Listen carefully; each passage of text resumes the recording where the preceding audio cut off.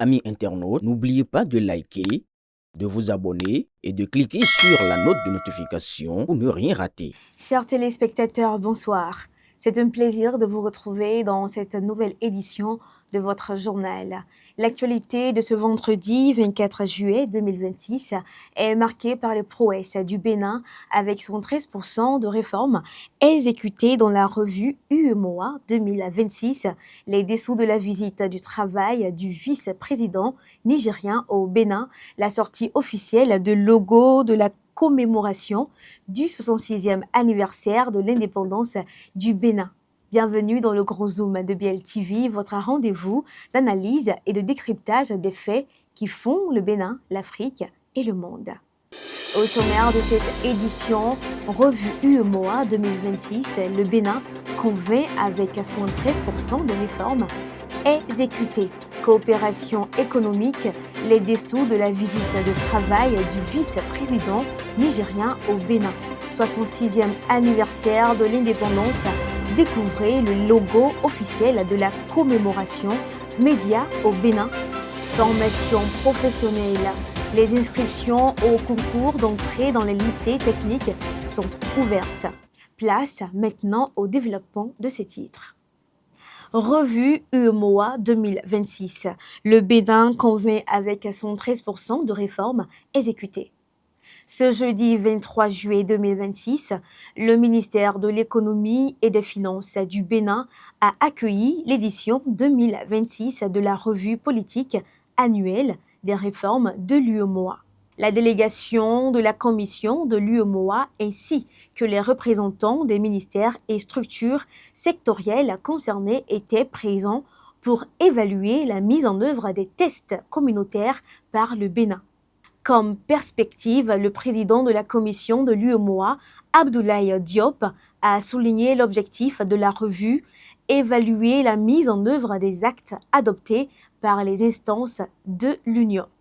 Cette évaluation, basée sur une grille portant de 145 tests communautaires, a porté sur 3 domaines principaux: la gouvernance économique et la convergence, le marché commun et les politiques sectorielles. Résultat, à l'issue de cette évaluation, le Bénin a atteint un taux de réalisation de 113% considéré comme satisfaisant par la commission de l'UEMOA, le seuil de 70% étant un indicateur des efforts significatifs des États membres.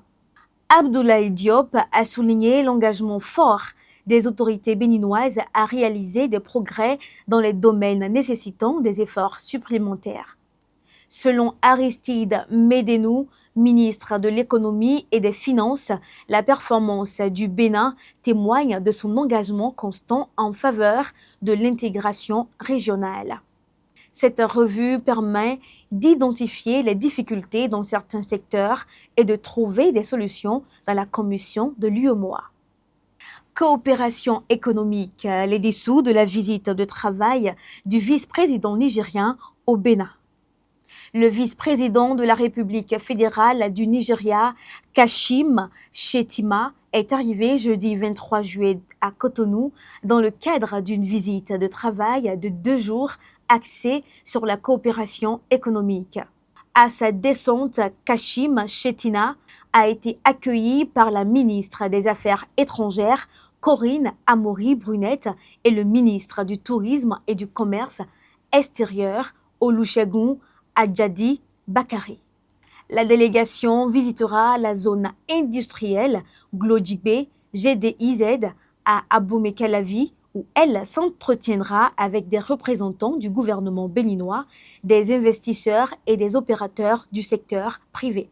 Pour Abuja, le but est de s'inspirer du modèle béninois dans le cadre de la mise en œuvre du programme des zones spéciales de transformation agro-industrielle du Nigeria. Centre d'intérêt, une attention particulière sera accordée au parc textile de la GDIZ qui exploite un système de production intégré couvrant le filage du coton, le tissage, le traitement des tissus et la fabrication de vêtements. Il s'agit de la première visite d'un dirigeant nigérien de haut niveau depuis le déplacement du président Romuald Wadani à Lagos, où il avait été reçu par Bola Tinubu. Les deux chefs d'État avaient réaffirmé leur engagement à densifier les relations de bon voisinage entre Cotonou et Abuja. 66e anniversaire de l'indépendance. Découvrez le logo officiel de la commémoration. Le Bénin célébrera le 1er août 2026 le 66e anniversaire de son indépendance. Le logo officiel de cette commémoration a été dévoilé. Le logo met en avant les couleurs nationales vert, jaune, rouge et des symboles de l'unité et du progrès. Thème. Il s'articule autour de la notion de continuité et de développement en hommage aux efforts des générations passées et à l'avenir prometteur du pays. Ce logo sera utilisé pour toutes les manifestations officielles liées à la célébration de l'indépendance. Cette commémoration est l'occasion de rappeler les valeurs de liberté, de solidarité et de patriotisme qui fondent la nation béninoise. Plusieurs activités sont prévues à travers le pays, notamment des défilés, des cérémonies officielles et des événements culturels. Médias au Bénin, la Fondation Hirondelle impulse une révolution éthique dans les rédactions du Septentrion. Pendant 2 jours, les 21 et 22 juillet 2026, une vingtaine de journalistes venus de tout le nord du Bénin se sont appropriés les règles de leur métier. Au-delà de la théorie, cet atelier a posé les jalons d'une transformation pratique du journalisme local. La création de comités de déontologie interne au sein des médias pour prévenir les erreurs professionnelles avant la publication ou la diffusion. Objectif, instaurer une autorégulation permanente, garantir une information rigoureuse et contribuer à la cohésion sociale dans la région. Cette initiative s'inscrit dans le cadre du projet Sawara, Intégrité de l'information et cohésion sociale au Bénin, mise en œuvre par la Fondation Hirondelle. L'atelier s'est conclu sur un engagement fort, organiser des séances de restitution dans chaque rédaction pour diffuser une culture de responsabilité. En renforçant les compétences éthiques, les acteurs de terrain, le projet entend faire du journalisme professionnel un rempart solide contre les fausses informations. Formation professionnelle. Les inscriptions au concours d'entrée dans les lycées techniques sont ouvertes. Au Bénin, les inscriptions au concours d'entrée dans les lycées d'enseignement technique et de formation professionnelle sont désormais ouvertes. Les inscriptions se dérouleront du vendredi 24 juillet au lundi 3 août 2026. Plusieurs filières sont proposées conduisant au diplôme de technicien au métier DTM ou au baccalauréat technologique. Les concours sont ouverts aux candidats béninois des deux sexes remplissant les conditions d'âge et de diplôme fixées selon la filière choisie. Exigence DTM BEPC, CAP ou équivalent, âge de 15 à 19 ans. DT, âge de 14 à 20 ans. Bac technologique, BEPC, âge de 14 ans à 16 ans. Les candidats peuvent consulter le communiqué intégral pour les modalités pratiques et les centres de composition. Trafic de médicaments à Cotonou. La police met fin aux activités d'une aide-soignante.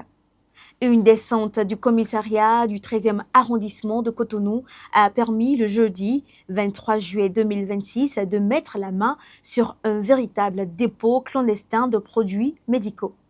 Soupçonnée de détenir et de commercialiser des médicaments sans autorisation, une ex-aide-soignante de 53 ans a été interpellée et placée en garde à vue. L'opération a été possible grâce à des renseignements précis collectés dans le cadre d'une enquête de voisinage. Les policiers ont découvert tensiomètre, soluté de perfusion, ampoules injectables, sirop, antalgiques puissants et une variété de comprimés.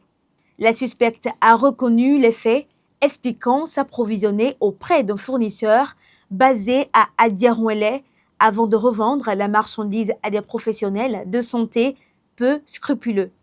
L'intégralité des produits a été placée sous scellé et la suspecte est entendue dans le cadre d'investigations plus larges. Au-delà de l'arrestation, c'est un signal d'alarme contre les circuits parallèles qui prospèrent sur la vulnérabilité des patients. Football béninois, 50 pépites convoquées pour bâtir les Guépas U15. Ghislain Patrick Agoli Agbo, sélectionneur national des U15, a retenu 50 jeunes joueurs pour un regroupement prévu du 27 au 30 juillet 2026 au Centre d'excellence de Misrété. Les joueurs retenus sont issus de plusieurs centres de formation, académies et classes sportives répartis sur l'ensemble du territoire national. Durant les 4 jours de stage, ils participeront à des séances d'entraînement et à des évaluations techniques et physiques. Ce stage constitue une étape importante dans l'identification des futurs Guépas appelés à défendre les couleurs du Bénin sur la scène continentale et internationale. À travers cette initiative, la FBF réaffirme son engagement en faveur de la formation et de l'accompagnement des jeunes catégories. Au Sénégal, une vague de démissions frappe le PASTEF avant le lancement du parti de Diomaye Faye. Au Sénégal, plusieurs cadres du parti PASTEF ont annoncé leur départ de la formation dirigée par Ousmane Sonko. Ces démissions interviennent alors que le chef de l'État s'apprête à dévoiler le 25 juillet sa nouvelle formation politique. Figures concernées parmi les départs, le docteur El Hadji Mansour Diop, directeur général de l'hôpital Aristide, le Dantec, qui évoque une gestion clanique de l'entourage d'Ousmane Sonko. Le mouvement touche également la jeunesse patriote sénégalaise avec le retrait de Bakary Bass Sako et d'Ousmane Sonko Junior. Soutien affiché, Lansana Gagny Sako, président du conseil d'administration de l'Agence pour la promotion des investissements à PIS, a publiquement affiché son soutien au président Diomaye Faye. Le responsable du parti relativise cette démission, mettant en avant la campagne nationale d'adhésion en cours pour atteindre 1 million de membres. Ces départs illustrent l'intensification de la bataille politique entre les 2 anciens compagnons de route, désormais engagés dans une compétition ouverte pour le leadership de la majorité sénégalaise.